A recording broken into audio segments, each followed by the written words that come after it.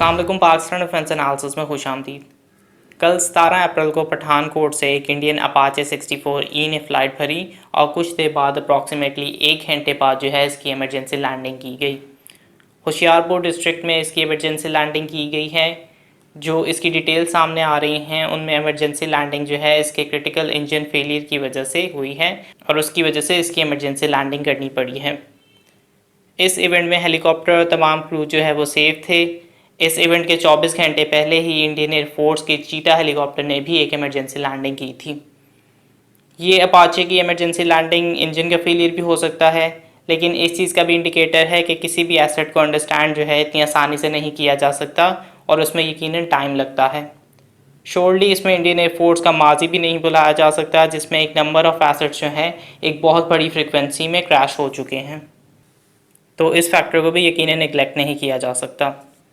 ये अपाचे जो हैं यूएस के सबसे लेटेस्ट वेरिएंट्स में से हैं, जिनमें AN APG-78 रेडार और हेलफायर मिसाइल जैसी चीज़ें हैं। और वैसे भी अपाचे हेलीकॉप्टर जो है एक रेपुटेशन कैरी करते हैं जो इसकी रिलायबिलिटी और इसकी पावर को शो करते हैं। बहरहाल इंडियन एयरफोर्स को इसमें मज़ीद प्रोफिशेंसी हासिल करनी होगी। थोड़ी सी बात जो है हम कोविड-19 की पाकिस्तान अपडेट्स पे कर लेते हैं। जैसे आप जानते हैं कि प्राइम मिनिस्टर इमरान खान ने कोविड-19 को टैकल करने के लिए एक ग्लोबल कॉल दी थी, जिसमें डेवलपिंग कंट्रीज़ के डेप्ट रिलीफ पैकेज का इनिशिएटिव जो है उन्होंने फॉरवर्ड किया था, जिसको UN secretary general Antonio Guterres और बहुत से नंबर ऑफ प्रोमिनेंट पर्सनालिटीज़ ने भी बैक किया है। ये असल में एक बहुत अहम स्टेप साबित हुआ है और इसकी वजह से पाकिस्तान जो है G20 के रिलीफ पैकेज में भी शामिल हुआ है।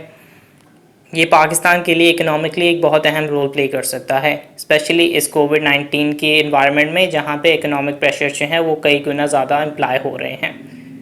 पाकिस्तान को अपने एक्सटर्नल डेब्ट की पेमेंट्स में तकरीबन $13 बिलियन तक का रिलीफ मिल सकता है और आप जानते हैं कि तकरीबन पिछले साल हमें इतनी ही अमाउंट चाहिए थी अपने करंट पेमेंट के लिए, जिसके लिए IMF का पैकेज और प्राइम मिनिस्टर ने एक नंबर ऑफ़ विजिट्स भी किए थे।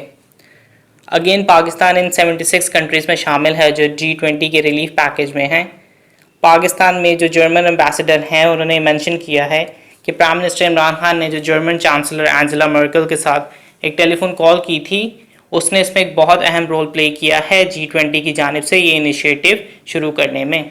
स्लोली और स्टडीली जो है प्राइम मिनिस्टर एक बहुत अहम रोल प्ले कर रहे हैं, एक प्रोमिनेंट लीडर के तौर पर सामने आ रहे हैं। और अगर हम जर्मनी के साथ इस तरह के रिलेशन कायम कर रहे हैं तो यकीनन ये तारीफ़ के काबिल है। लास्टली अगेन इस चीज़ को एडवाइस किया जा रहा है कि कोविड-19 की प्रिकॉशंस पे सख्ती से अमल करें। लास्टली हम क्यूबा के एक स्क्रिप्ट के बारे में बात करेंगे, जिसमें पाकिस्तान के इलेक्ट्रॉनिक वॉरफेयर एसेट्स की डाइवर्सिफिकेशन और इफेक्टिवनेस पे बात की गई है।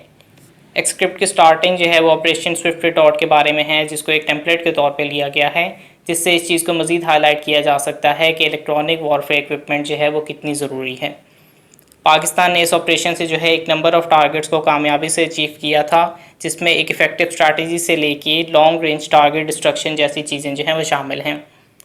लेकिन इस चीज़ से ना सिर्फ ये चीज़ हाईलाइट होती है कि पाकिस्तान मॉडर्न इक्विपमेंट को हैंडल कर सकता है, बल्कि क्यों पाकिस्तान को इसी पेस को मेंटेन रखना होगा अपनी टेक्नोलॉजिकल सुपीरियॉरिटी और टेक्नोलॉजिकल एज को बरकरार रखने के लिए।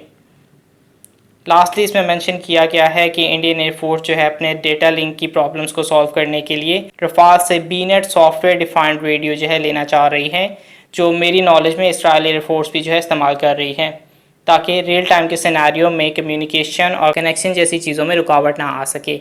लेकिन जहाँ ये इंडियन एयरफोर्स के एफर्ट को जाहिर करता है कि वो अपने इस प्रॉब्लम को सॉल्व कर रहे हैं, इससे ये चीज़ भी जाहिर होती है कि 27 फरवरी को इंडियन एयरफोर्स मुकम्मल तौर पे एक्सप्लॉइट हुई थी और उनकी कम्युनिकेशंस को पाकिस्तान एयरफोर्स ने मुकम्मल तौर पे कंट्रोल में ले लिया था। इतना ही, लाइक वीडियो सब्सक्राइब, और अगर आपकी कोई फीडबैक है तो उसे कमेंट बॉक्स में डालिए। तब तक के लिए पीस आउट। पाकिस्तान जिंदाबाद।